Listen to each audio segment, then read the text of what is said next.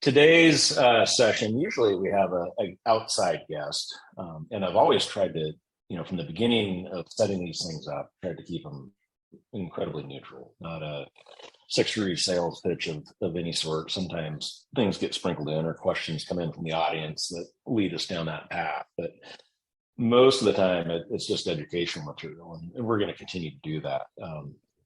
July, a lot of people are on vacation, so we decided to do a 6 degrees educational piece, and I've threatened everybody on this call not to just make this a sales pitch and to kind of keep it more industry based, but it's going to be around, out of network and how out of network and reference-based pricing have continued to evolve. Reference-based pricing's evolved, and you're seeing the same thing in the out of network space. So I'll moderate this thing. I'm going to sit here and talk the whole time, but let's get everybody introduced, and then I'll turn it over to the team. So let's start with, I was going to say start with the bald guy, but we'd have 2 people to pick from. So let's go with Scott to start with, and then.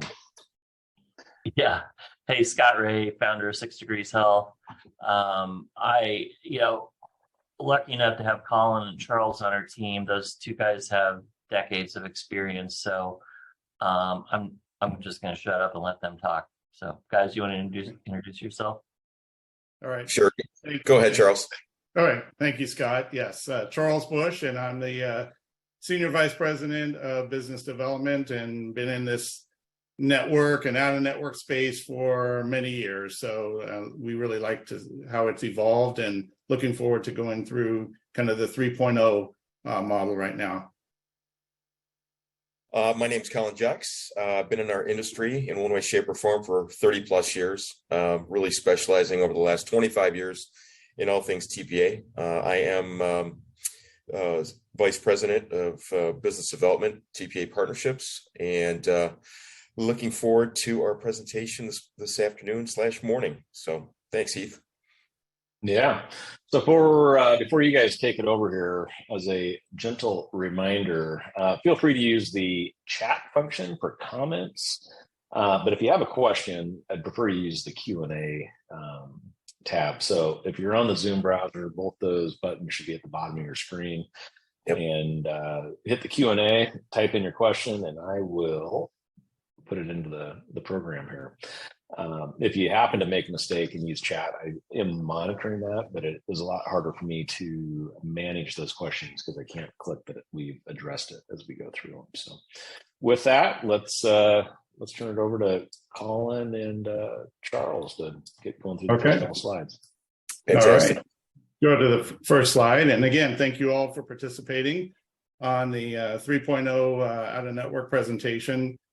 Again, I've been around a long time, and there's been an evolution of different models that have been out in the marketplace, some of which are still in place today. But we wanted to kind of talk about some of the variations of those models, and then talk about how the out-of-network RBP 3.0 model operates. But let's start with the first one, what we call 1.0, which is the secondary network model. This is probably the model that's been around the longest, and it's worked very well, and there's still clients are using this model today. It's really deriving discounts from out-of-network providers through network discounts. So the nice part about that model is that it provides secure discounts because there are network contracts behind it.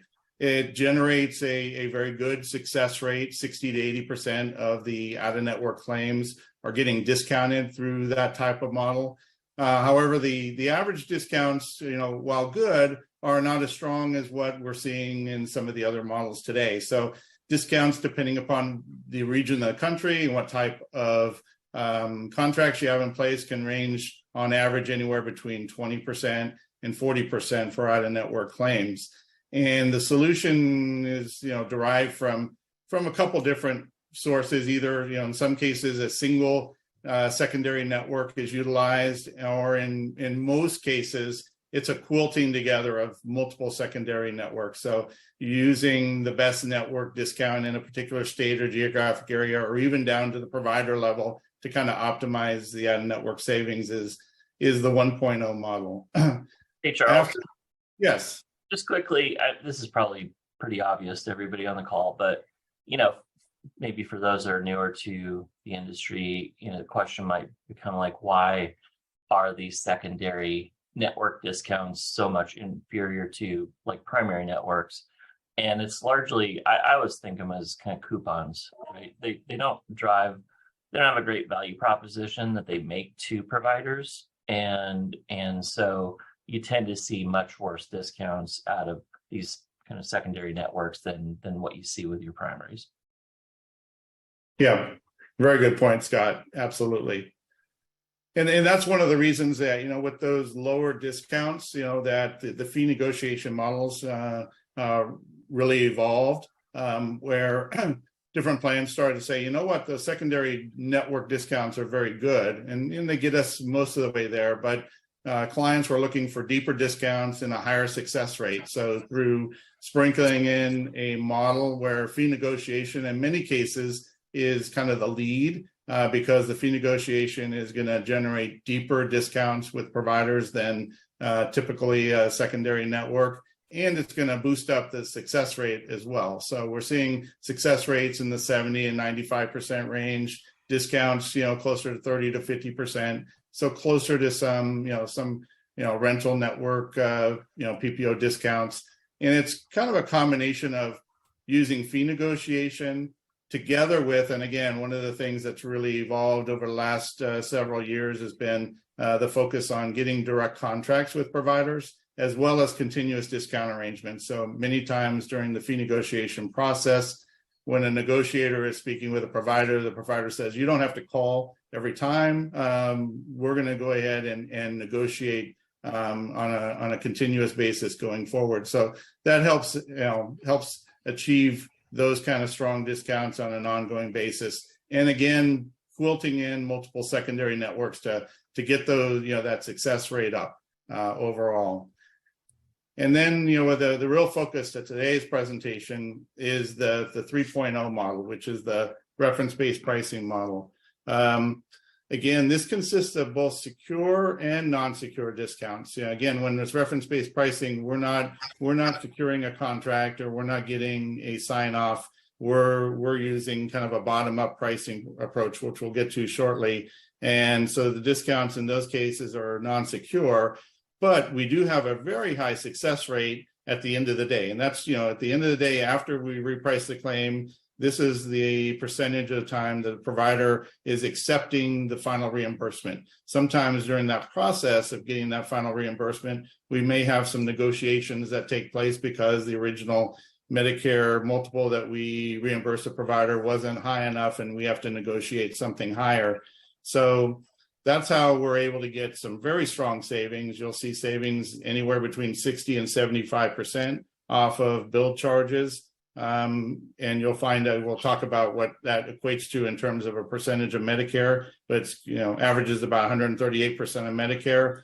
So the lead way that we're generating savings is using reference-based pricing, which we'll talk about on the next slide about what that is.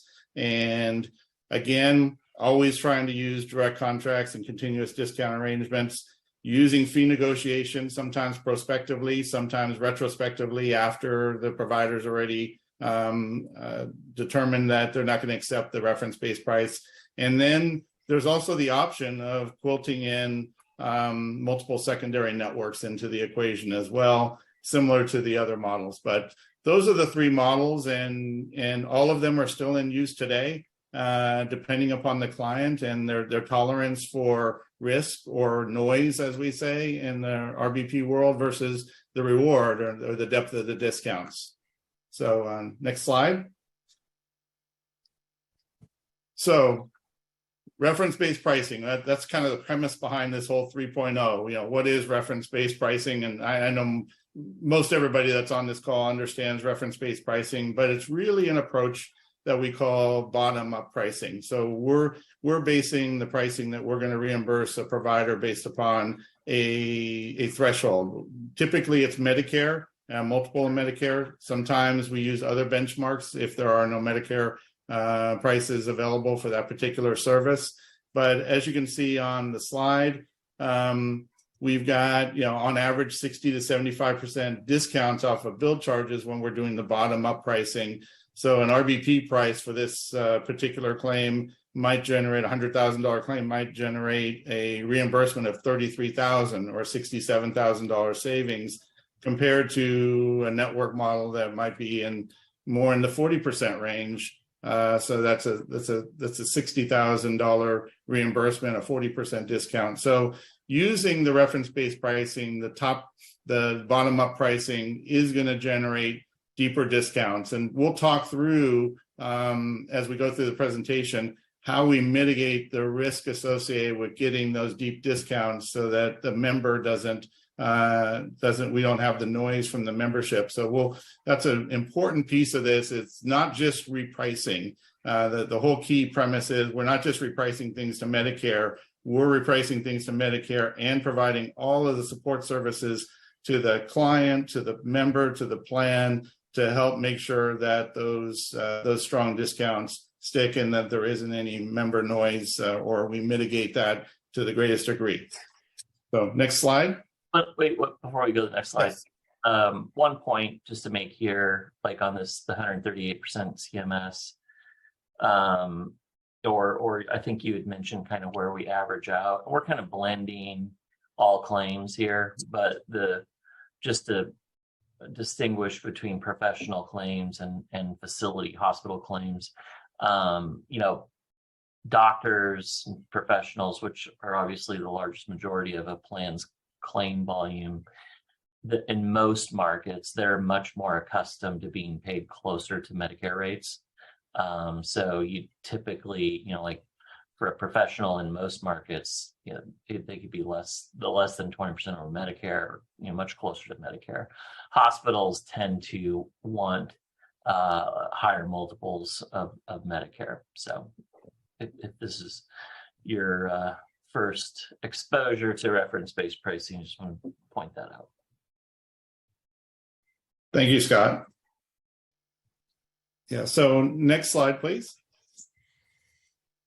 So again, one of the things that we just as a reference point, using this approach for our own book of business, and every plan is going to vary. And I think one of the things that is really key about reference-based pricing, and we'll drive this home as well, is that you want your partner to be able to customize the approach. Everybody's got different goals in mind, different risk tolerance, different plans. So the key is to have a plan and work with your partner or RBP vendor on what your goals are, what your tolerance for risk is, and what your employee education is.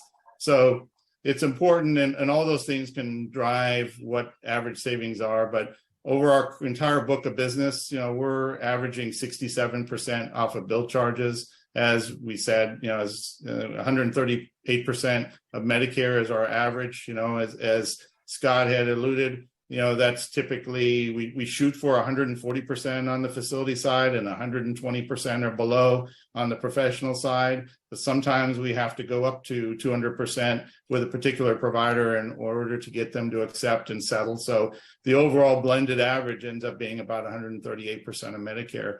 But as you can see on the left-hand side, we got the two boxes side by side, the kind of the 1.0 and 2.0 models of out-of-network prior to RBP, we're generating some nice savings. Again, 40% average savings on $1 million of out-of-network charges.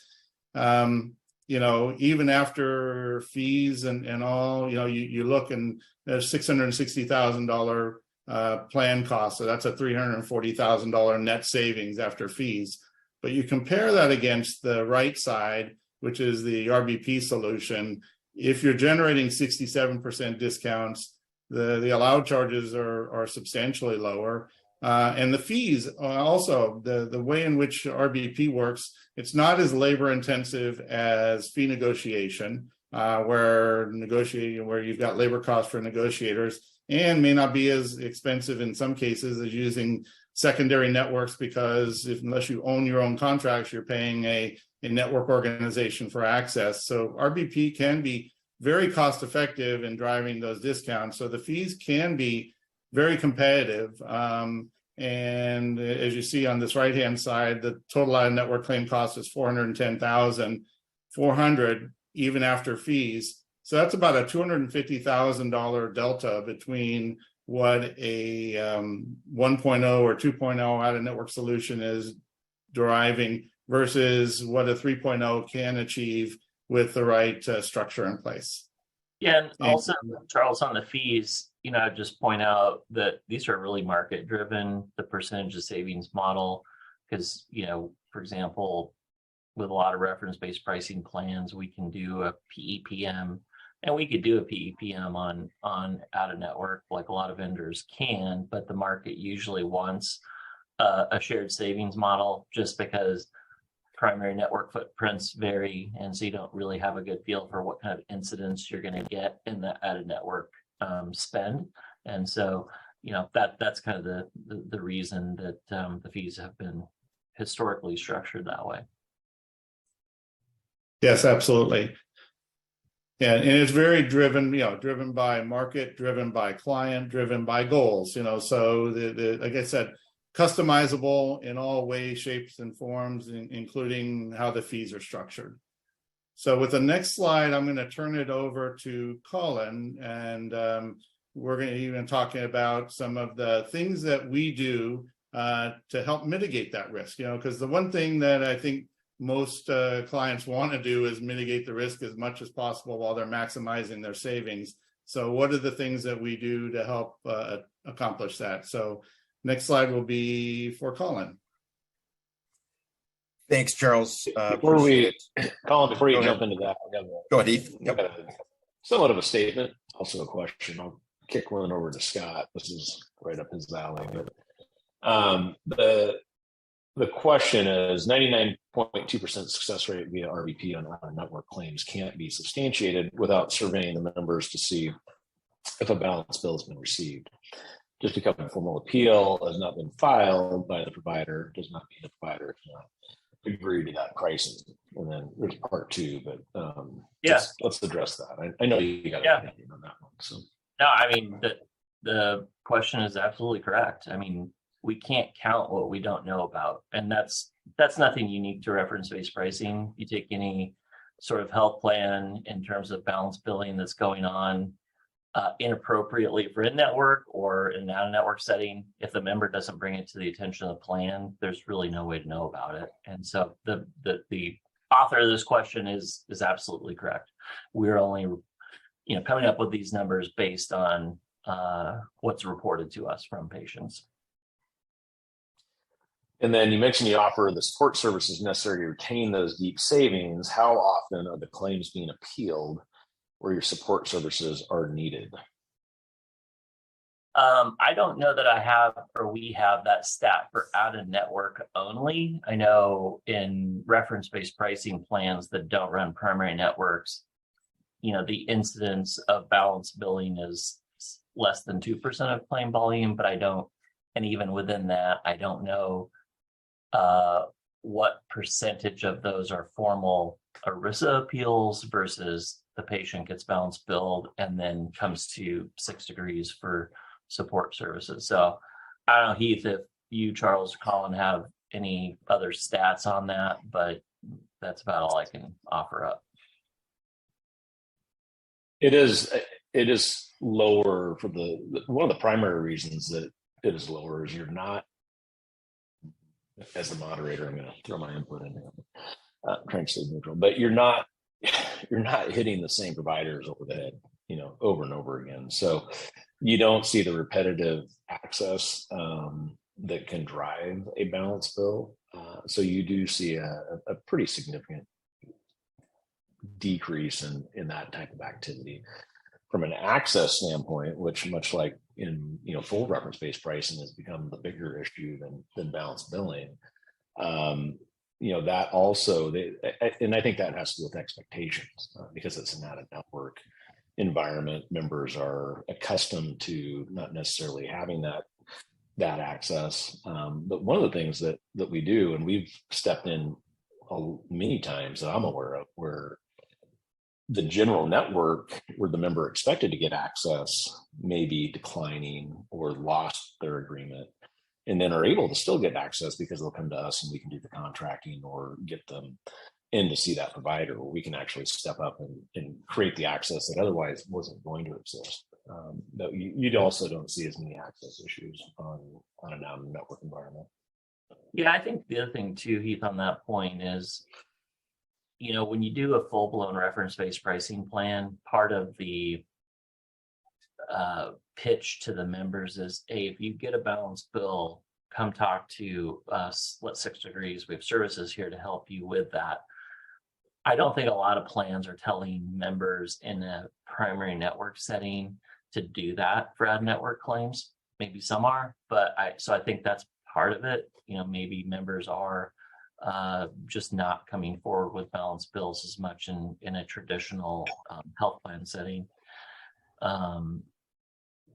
There was one other point I was going to make, but it's escaped me, so we can move on. And there was one that came in through chat, also feels more like a comment, but we can create a question out of it just for audience education. I find that fees as a percentage based on billed charges are not appealing. Either PEPM or fees based on savings look a lot better. At least the incentives are more aligned for everyone. Scott?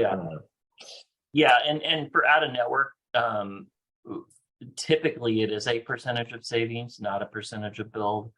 I know when you get into, if you kind of go way back to the early days of reference-based pricing, the grandfather of reference-based pricing that started this whole movement, they based their fees on a percentage of billed, and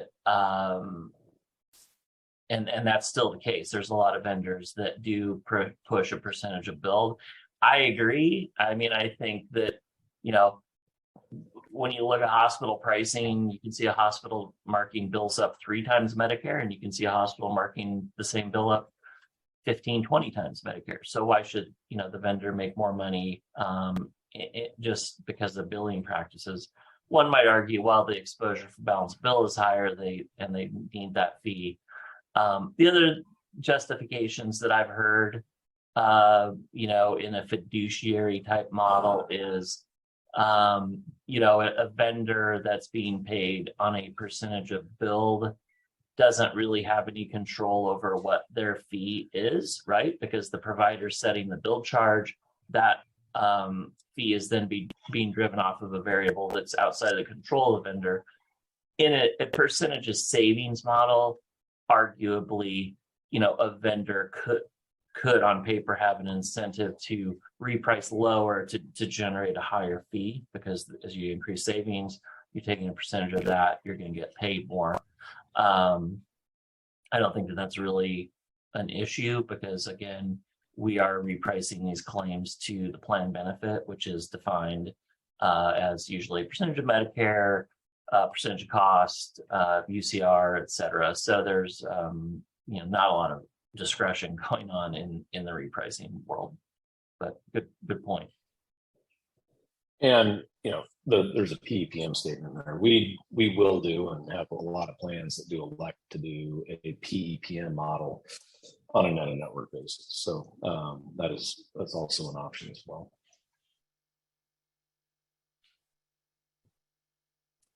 Okay, I think we can jump to the next slide, Elena. So in the previous slides, we talked a lot about, dollars and cents, percentages and things like that. But the next couple of slides that we have for you are some real key features that you want to look for in and around these sorts of arrangements.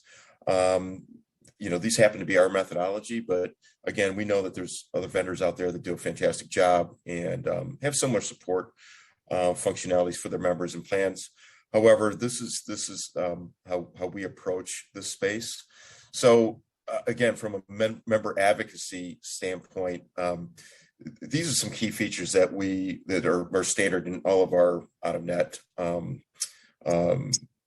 solutions. Individualized service, of course. There's a patient support specialist that every member will have. The support services, so that's a team that will be in the background, and what they really focus in on are any sort of access or billing issues. So you really have, not only just your, single point of contact person, but you also have that person being backed by a whole team of folks that are working on, again, the dollars and cents, and, any sort of access issues.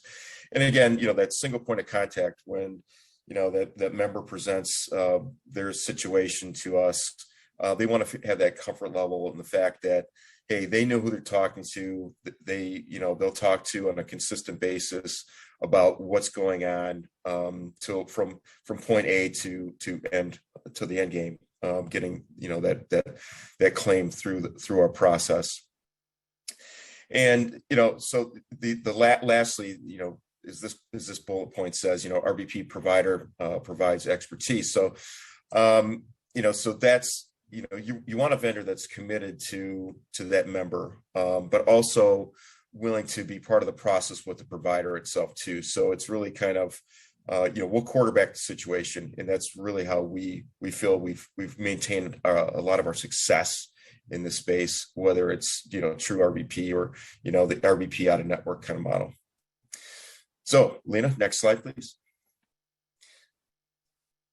So some things to look at from a plan perspective. Obviously, we talked about the member advocacy portion, but some of the things that we feel that are very important for a plan or TPA broker agent to look for, as well as the group itself.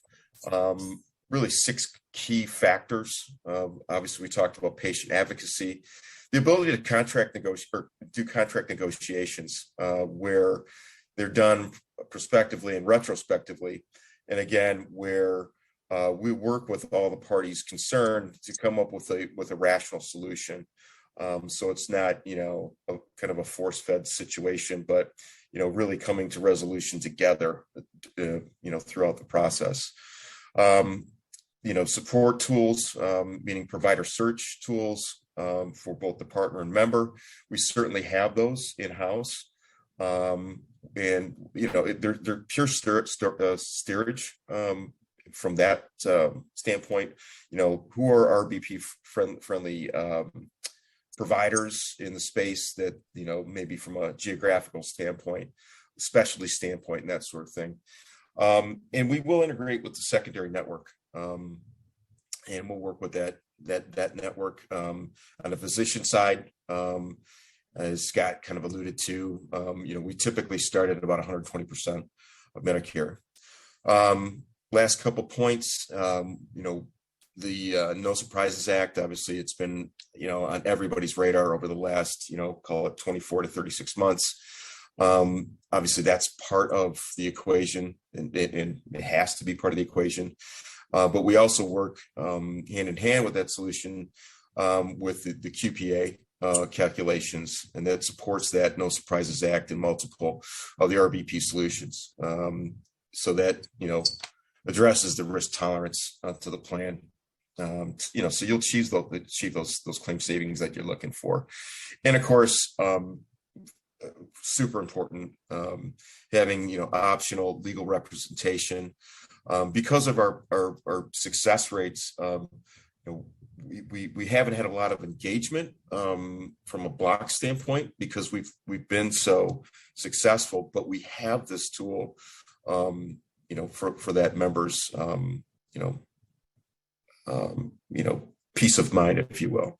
So again, as you can see there, the overall percentage of bills going to the outside counsel, it's literally, less than 0.5%, or in this situation is 0.003%, I should say. So Lena, if you want to go to the next slide. So this is kind of a continuum of, what we just really kind of talked about from top to bottom. When it comes to our 3.0 model, it's got to be customizable. So you'll see those, the savings of anywhere between 60 to 75% overall. The acceptance rate, as we talked about, 99% plus. The member advocacy and plan advocacy is really key. That pulls everything together to achieve those success rates and those savings rates. So again, we can't stress enough that, it's customizable, whether it's with provider reimbursements. We have a directional care or steerage website, mobile app that has been super helpful for our members, as well as our TPA partners. We do have an optional physician-only network, which we know has been really quite a topic of discussion in the RBP space. And there's not a lot of options. We have an option at your disposal. Obviously, the legal representation, if push comes to shove, we have that in line for you. And again, with the QPA calculations that support the NSA, that's standard with all of our platform offerings in any of our spaces that we work in. And again, we have optional payment integrity, where we can forensically look at those claims and make sure that they're these are not egregious or erroneous. So that's always an option within our solutions. So having said that, Heath, I'm going to turn it back over to you. If anybody has any questions regarding some of the things I just discussed, love to hear them. I just throw in on the payment integrity piece. What Colin's talking about there is really a clinical-based prepayment review.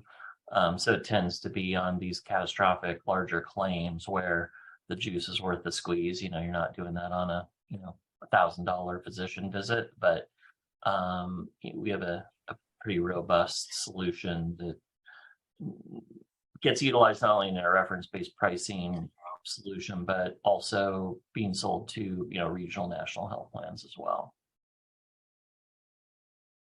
And then the final point I would make on the customization part, I think when you're looking at a reference-based pricing or an out-of-network vendor, I think this part is pretty important just from my experience and working with, we've serviced thousands of employer-sponsored health plans over the years. And it's always amazing to me how much of a variety of goals there are out there. I mean, I work with some employers that have zero tolerance for employee noise. They want, they want balance bills settled quickly, and they're less worried about savings. And then I have the other end of the spectrum with employers who are very aggressive on the savings, and their priorities are much different, and so the solution looks different to them. And then you have everything in the middle. So I think the one size fits all approach is only going to work for a small part of the market. And I think finding a vendor that can adapt to your client's needs that's a critical point. Scott, you got a question that came in from Jackie on payment integrity. Any movement on getting the underlying plan partner, Duca, to embrace the payment integrity program?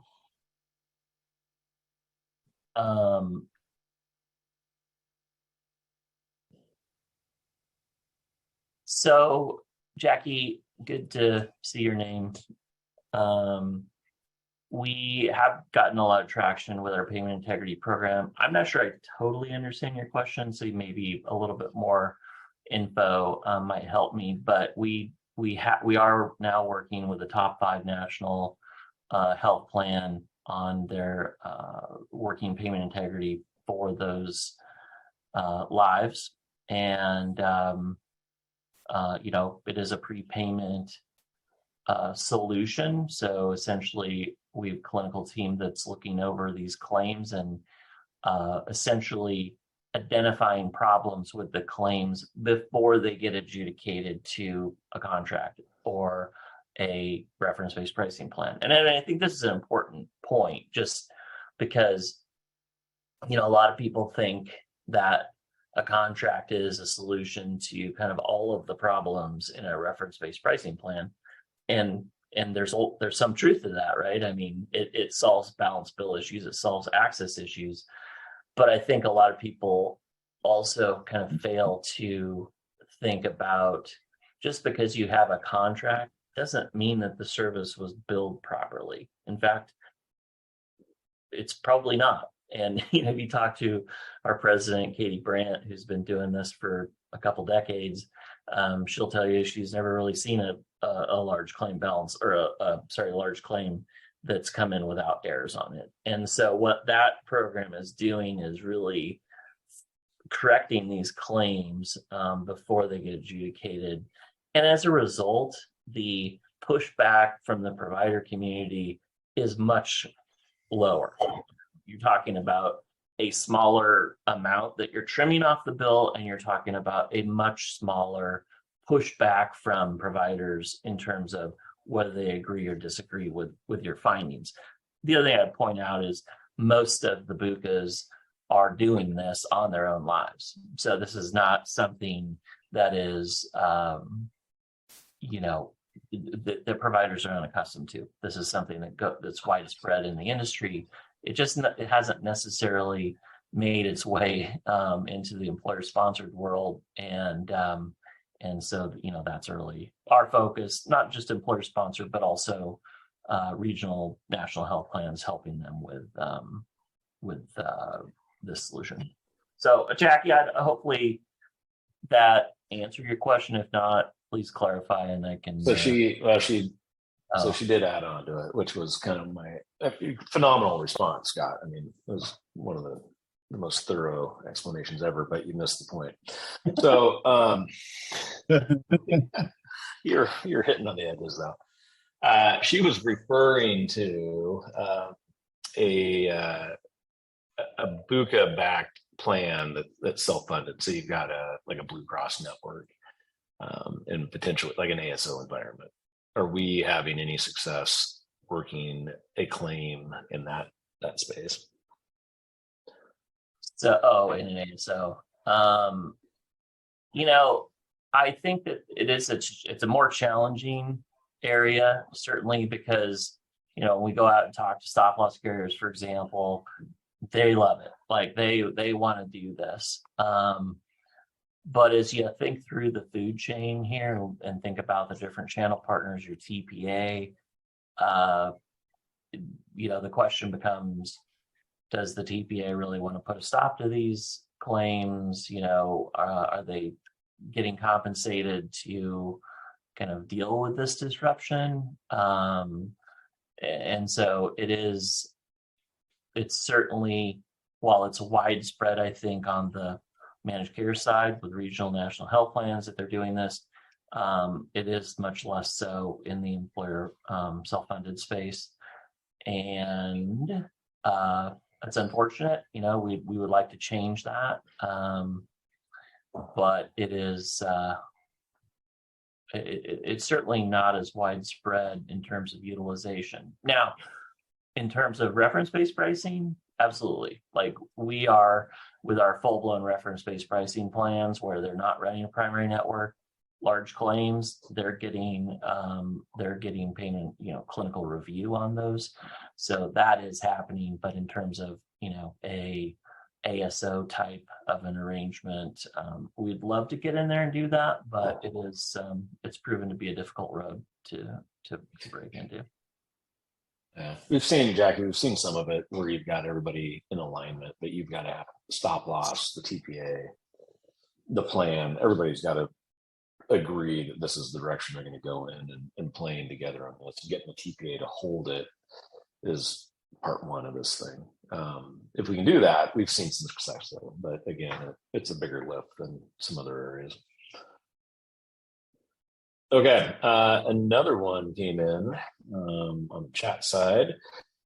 From the provider's perspective, how successful are you in directing members to the providers who have deep discount direct contracts with 6 degrees? ? For instance, a provider who has a direct contract with 6 degrees for 125, 130 of Medicare. Yeah, I've got an answer for it, but Scott, I'll let you see if you can nail it.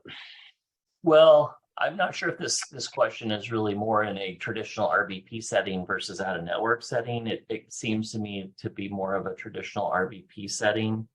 So I guess I'll answer it that way first, which I think that it's a good question, because a lot of times in this space, you see cost containment solutions, and then they sound great, but it's like, do they really get utilized? And that's always been a problem. And one of the things that I have noticed with reference-based pricing is it does drive more utilization of vendors like us, because people have been trained so much over the years to think about, I have a network, where do I go? What network provider do I go to? And when you take that network away, you say you can go wherever you want. They're kind of like, well, I don't know what to do. I need help.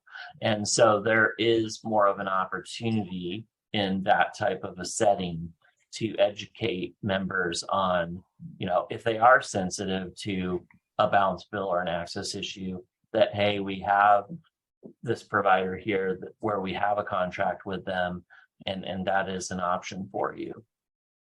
In an out-of-network setting, I think that probably not as much of the case in an out-of-network setting. This kind of gets to a point I was going to make earlier that I had a spaced out on, but access issues in an out-of-network setting are different, because you have this large primary care network, or primary network, and meaning, so your out-of-network folks, kind of, I guess you could bucket them into people who could go in network, but they just decide that they want to go see a provider that isn't in network. Okay. Or you have, maybe people are out of area and need to see a provider in an out-of-network setting. And then you kind of have a third bucket too, which is these catastrophic specialty care claims where maybe there's just a really rare condition and there's only a few people in the country that can service that patient. And so, thinking about the first bucket, which is the patient that's choosing to go out of network when they really could go in network, I think that access issues are less problematic there, because of a couple reasons. One is, if there is an access issue in that type of a scenario, you have this safe harbor primary network where the patient can say, well, okay, I really want to see Dr. Bob, but I can't, so I'm going to go back in network. Alternatively, if they really do want to see Dr. Bob, and you have a vendor that will, and a plan that wants to accommodate them and try to go out there and get a contract with them, I think that the argument to the provider from a contracting perspective is a lot more persuasive, meaning like, this patient has a network, but they really want to go see you. And I think that is a much easier setup from a contracting perspective to go get a contract with them, because if you can't, then the patient's just going to wind up going back in network. So I think, to sum it up, I'm rambling here, which is what I do a lot, but I think that the access issues in an out-of-network wrap it's much less of an issue than in a full-blown RBP plan. Yeah. And so it largely comes down to balance bills and how you're going to approach that. And again, this gets back to plan preference. Like, if you want to be aggressive and really go after savings, we can set it up in a certain way. And if you're just really concerned about member disruption and balance billing, we can be set it up in a different way. So Heath, I don't know, did I even answer that question, or do you have something else? You lost me at hello on that one, but no, you're doing just fine. I think in regards to that, though, Scott, what comes to my mind is, are there any changes necessary to benefit plan language, to set up an out-of-network environment? Because that directly correlates with that question about directing to members, to preferred contracts, right? Which obviously I think is more of an in-network play.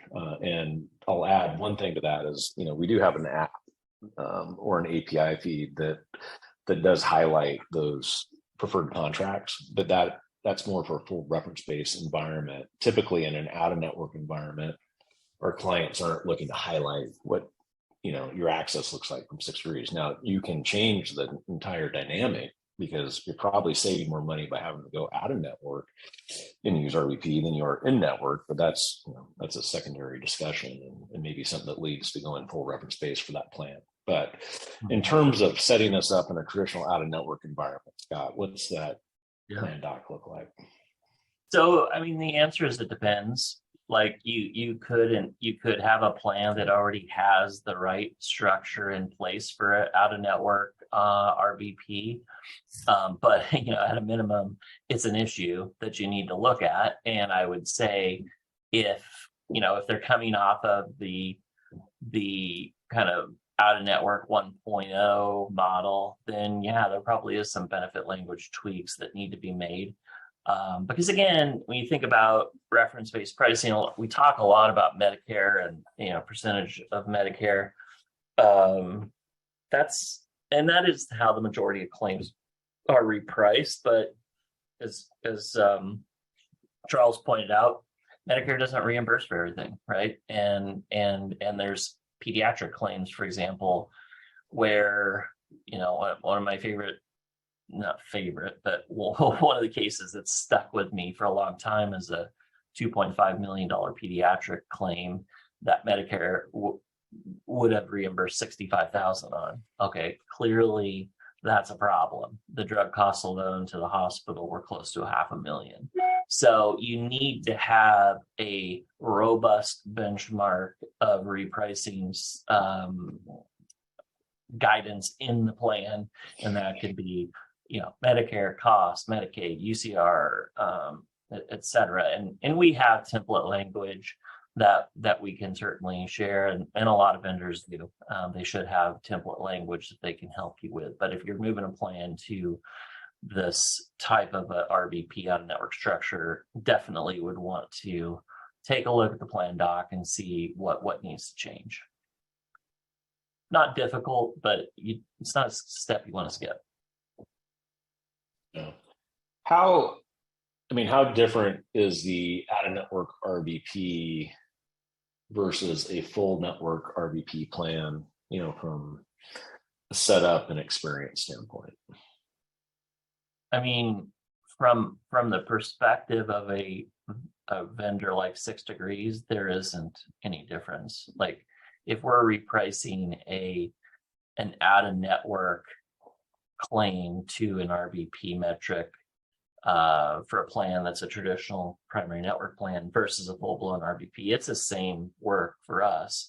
The issues that will differ kind of get to what I was talking about with access issues, right? I mean, there are things that are different in an out-of-network plan just because, again, you have this large kind of safe harbor primary network that you can that patients can always go back to. And on the balanced bill side, I mean, there are some plans out there that are less sympathetic to patients who choose to go out of network, right? I mean, they might view this solution as a bit of a stick to keep their patients going into the primary network. And that's, getting back to my comment about the difference in discounts between primary networks and secondary networks. I mean, that's why primary networks get better deals, is because there's an incentive for the members to go to those in-network providers, and the providers are willing to, in theory, at least, offer up deeper discounts. Now, I could talk for another hour about why that model doesn't work very well, but that's not the purpose of this call. The one thing I would kind of add to this entire dialogue is, depending on who you are in the audience, we see this adopted, by an entire TPA, where they'll just apply it to their block of business where applicable. And then we also have brokers that take control, because a lot of times if, let's say, we're not working directly with that TPA, or the TPA has affiliated other solutions for whatever reasons that they're using, as a advisor, you can put this on your plan, and basically just state to the TPA that this is what you're going to do for your out of network solution. So there's different ways of going about putting these things in place. I guess what I would say is, if it's something you're interested in, take ownership in it, and we can help you with it. So yeah, Heath, the other people. Oh, sorry, didn't mean to cut you off. What were you gonna say? Okay, yeah, you got it. Oh, I was just gonna point out, like, it's always perplexed me that why would anybody run a 1.0 out network solution anymore? And I think part of it might be this is just not a big, if you think about the problems that health plans face, their out of network exposure is usually not high on the list. And so it could be one of those things that just never gets thought about, and you just, run the solution that's been in place for decades. If you have clients like that, I encourage you to take a closer look at this, because it's not difficult, and you will notice a considerable difference in your savings by being more aggressive on that network solution.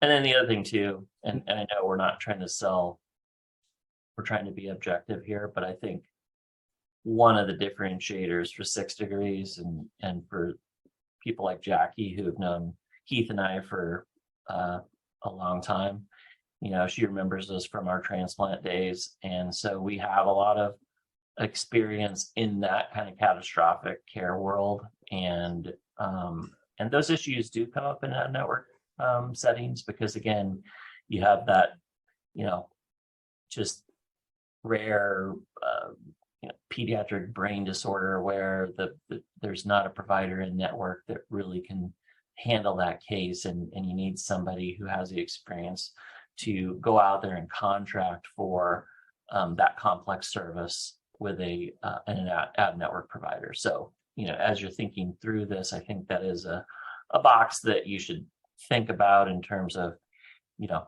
when those situations come up, are you going to have the right support to find a good solution? All right. Well, we've got 5 minutes left in this thing. Questions appear to have dried up, so we can give everybody a little mini break here towards the end of the hour. But we got a couple closing comments to say, so let's go to the next slide. And if you have any questions for any of the folks on this call, please feel free to reach out. Currently, Scott does not have contact information, but I think you can find him at Scott at sixdegreeshealth.com. And then I think I've got mine on here. As always, feel free to touch base with us. We can help and give you guys whatever information you might need. And then looking forward into August, our next one is going to be on August 15th with Mr. Jeff Sands. So Jeff runs with Star Benefits, and it's a growing space in our industry where you're seeing a lot of smaller plans come in and utilize the reference-based solution. So we're gonna have Jeff on. He's very passionate about these things, and I'm excited to have him as a guest. So join us on the 15th for that. And with that, we'll send everybody out with 3 minutes to spare in your day. So thank you guys for joining us. We appreciate it. You can access the recording on our website at the resource tab, and we'll see you guys next month. Take care. All right. Bye, guys. Thank you. Thanks all.